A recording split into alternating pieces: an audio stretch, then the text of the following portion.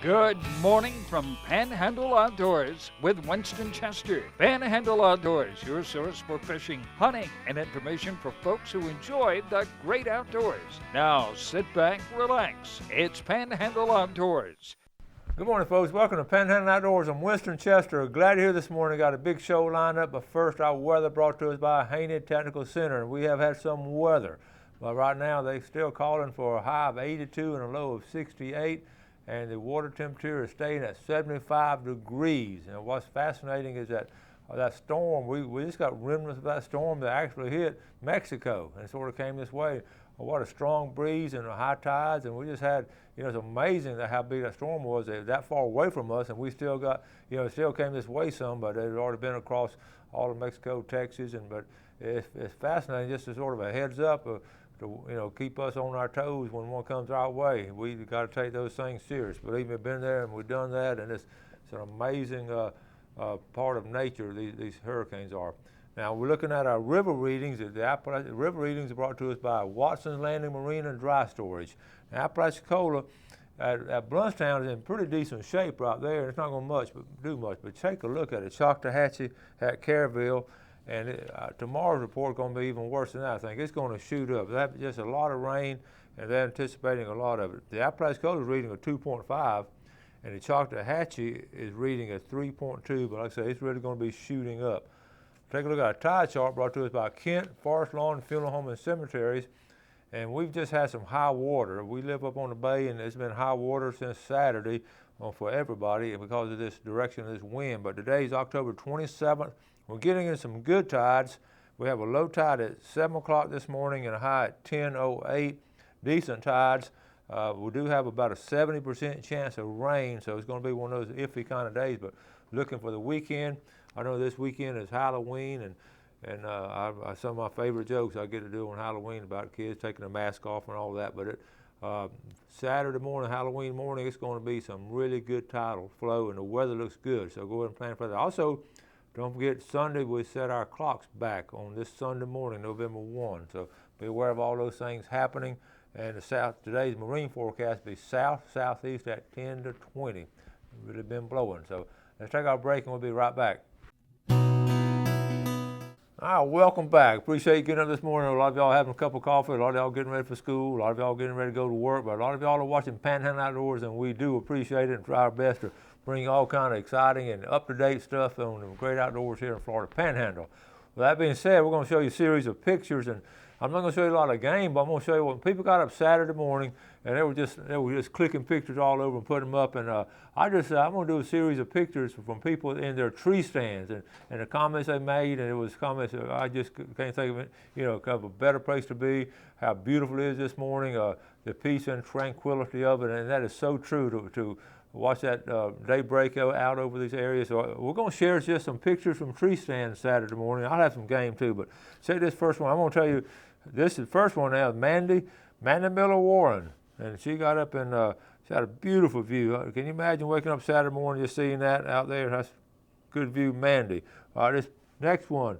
That first one was Mandy. This is Johnny Conrad up there. And look how green that grass is, that ryegrass. I was thinking Johnny's going to have a difficult shot with a bow. All these folks are bow hunting, and they're in a good position, but you got to wait for that shot there. That's pretty, though, right there, Johnny. All right, this next one, looking through his scope, this next one is a Heather Bass, Tony Bass's wife. That's a good picture there. And let's go down to the next picture. After Heather is Corey Henry. All right, good picture. And check this one out. That's Carson Pope with his broad head. That's just some pretty pictures from tree stands on Saturday morning. All right, let's go to some harvesting. Oh, here's a nice picture of Michael McCormick up there in Wausau, the McCormick farm up there. Michael got this nice buck. They've been watching it, and he was in the right place at the right time, made a nice shot. His best buddy, Patrick Brigman, the next morning this was Saturday, and on Sunday morning early, Patrick Brigman also got a buck. Those bucks were a group of them up there, and both of them harvested some nice bucks, some good shooting. Here's another view right here. Brian Revere put this in. He was talking about how if everybody would get in a tree stand on Saturday mornings, everybody in the world getting tree stands, just look out on peace and tranquility. Our world would be a better place, and I agree with that, Brian. Good job there. All right, let's get back to the water. How about some fresh mullet out of East Bay? This is Mike Odom showed this on Panama City Fishing, and people want to know if they're rowing up yet. Check this out. Look at this red roe.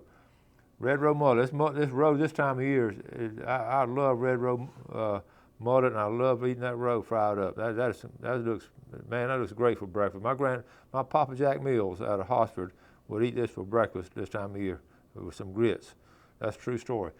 All right, now, how about John Cosper? John's an excellent fisherman, but he hunts well too. 276 pounds, shot it with his bow. He said the hardest thing was loading that sucker up in the truck. And I can imagine if you're by yourself getting that thing in the truck. Nice hog there, John Cosper, St. Andrews boy.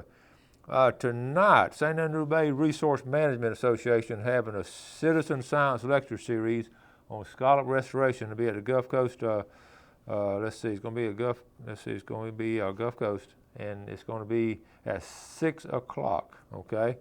And that'll be interesting. Be aware of this now. I don't know if y'all knew about this. Anti-hunters, they obtained the email addresses of Florida bear hunters, and they sent them all emails, please don't shoot the bears, and some of them are demonstrating. So just want you to be aware of what kind of people we have against us, and they don't want us to do anything. They just want us to just sit back home on weekends and don't do anything outdoors. But be aware of that. We're going to talk more about that. How about Jason Andrews? This is an Alabama buck, one of Union Springs. But what's fascinating about Jason? Jason just became a dad recently, but he's a good hunter. Played ball for us at Moser. Went up to Union Springs. He shot this buck last year and missed it, and the scope busted him in the eye. He wasn't holding on right. I remember the picture, he had like a black eye. So he went and got revenge this year. That's a good job, Jason. All right, that takes care of little pictures right there. But I do want to mention those anti-hunters. That article appeared in the Tampa Tribune, and they sent, like I say, emails. They went by public record. By law, they can get, anybody buys a license in Florida, it's public record, and by law, it's open to the public. So that's how they got all the bear hunters' emails, and supposedly sent them emails asking them not to hunt, and how cruel and that was to go hunt those bears. So I just put that in there so we as outdoorsmen all are aware of it and know what we're up against when it comes to wanting to do something like that. So when they do close out a season, like they did in the early 90s on bear season, and when they open it back up like this, you see it's a lot harder to get it back going. But I had a ton of bear pictures. I decided not to show them because there's so many of them. It would be showing bear after bear, but I think you know the numbers. They've closed the season. Our area was allowed 40 bears in this unit. And by last count, we brought in 81 bears. So statewide, it was a huge success for hunters, and it really thinned the population and made the danger of bear attacks a lot less than it would have been. So be aware of that. That was good stuff.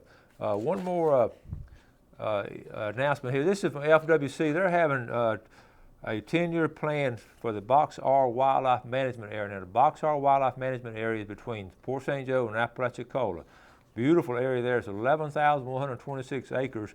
Ironically, it's almost the identical size of St. Vincent Island National Wildlife Refuge. They're identical size. They're close to each other. They're both open to the public, but they're having a management plan. It's going to be at 7 o'clock Eastern Time at the Franklin County Courthouse, and they're asking for public input, ask questions. They're going to present their 10-year plan, and that area is open to hunters, fishermen, bird watchers, bicycles, any kind of wildlife activity. They mention all kinds of things people do.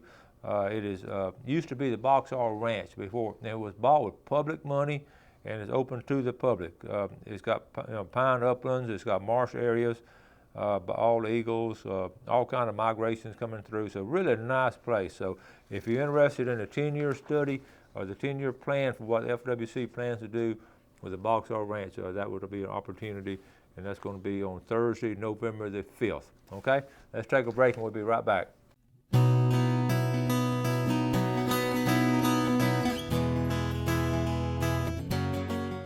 All right, here we go. Let's welcome back. Let's add some names to our pickle jar over here. We're getting ready for our drawing soon. Barry Miller.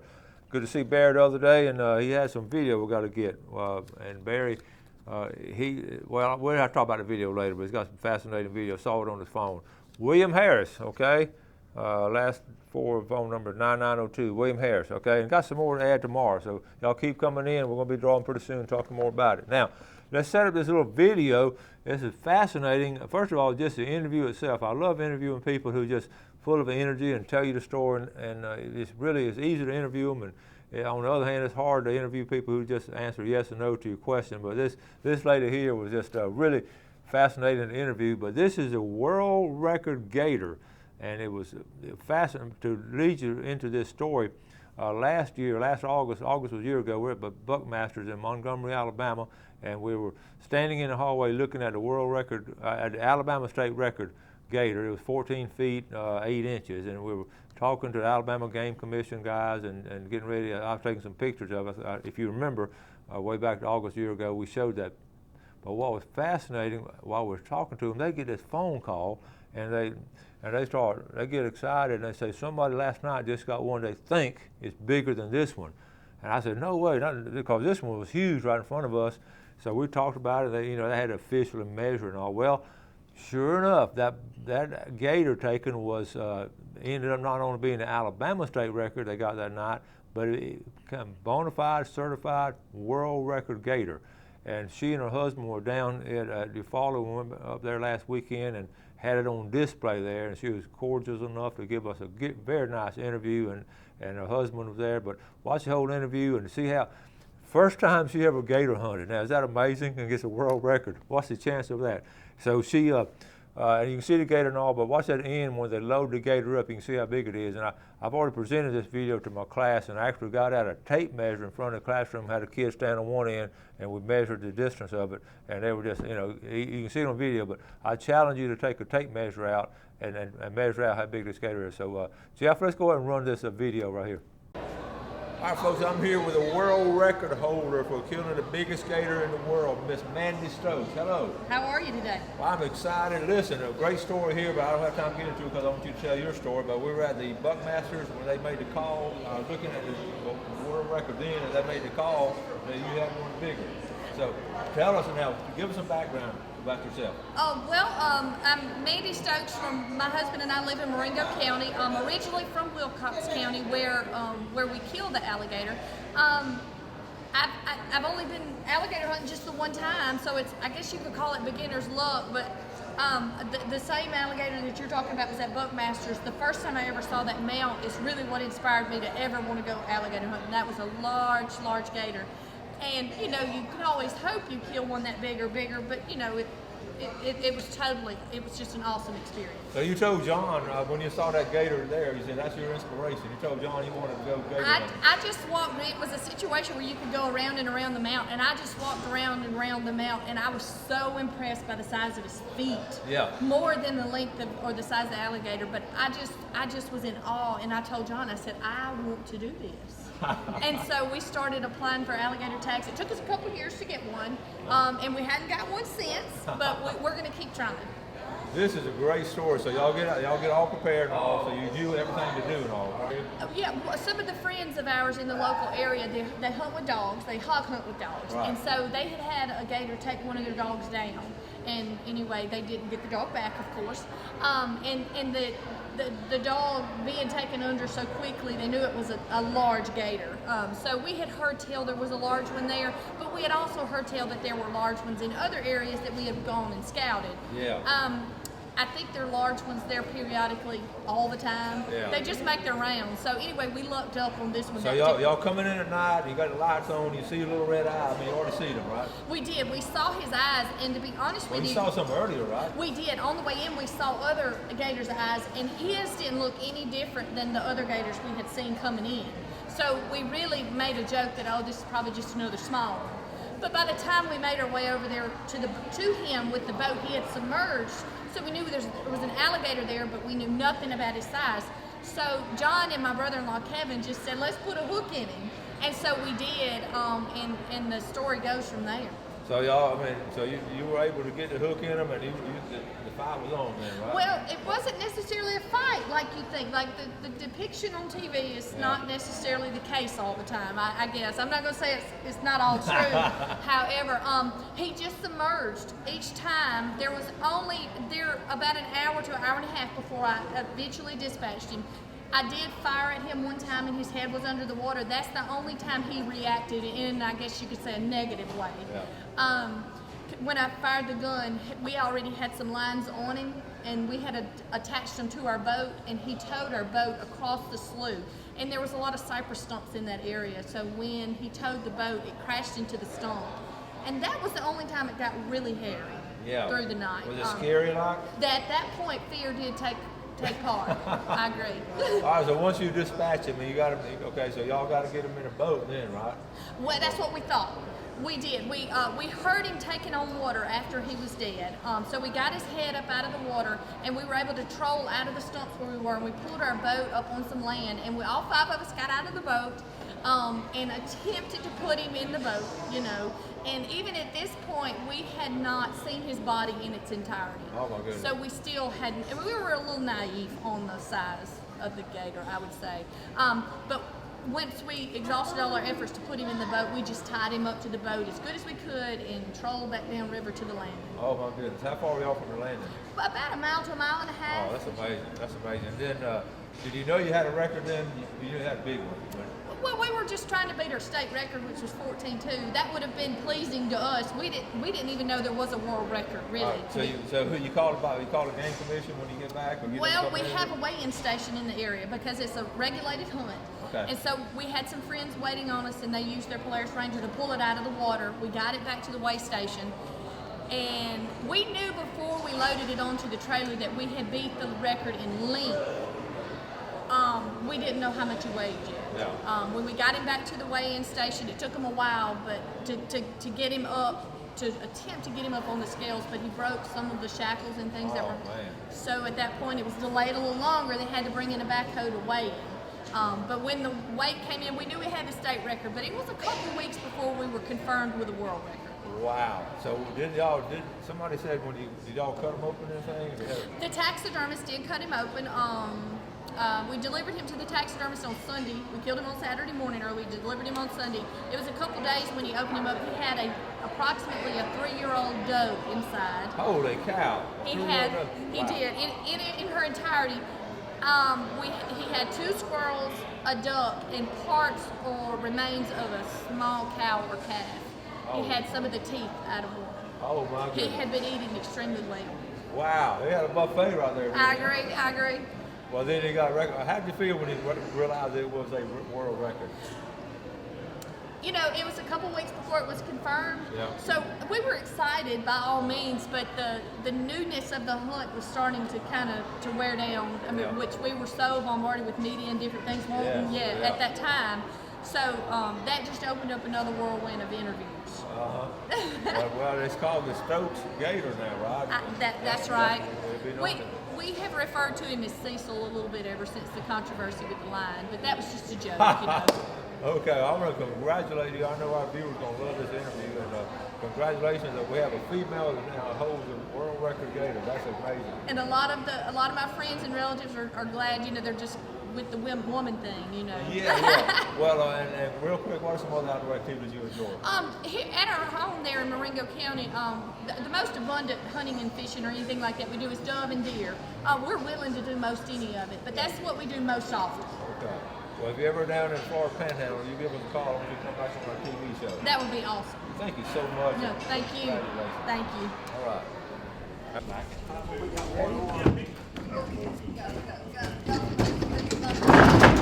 Watch your side. Watch your side. You're off there. Okay. Hold up.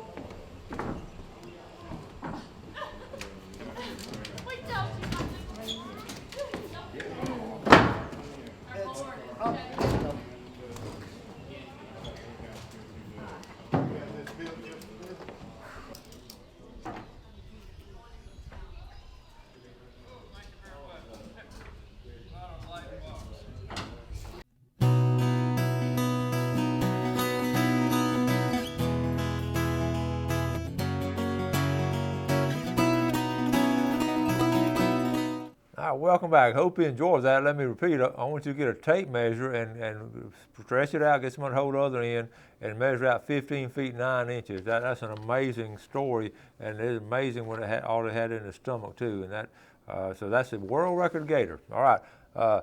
Gail says she felt sorry for the gator. I said, well, you should feel sorry for Bambi, because that was Bambi's mother probably as he ate. So that's nature. That's a life cycle. But all right. Fishing Game Time brought to us by Mark Coward. Looking here at Counts Real Estate, fishing game times 12:15 to 2:15 this morning, and tonight I'm talking about lunchtime, 12:44 to 2:44.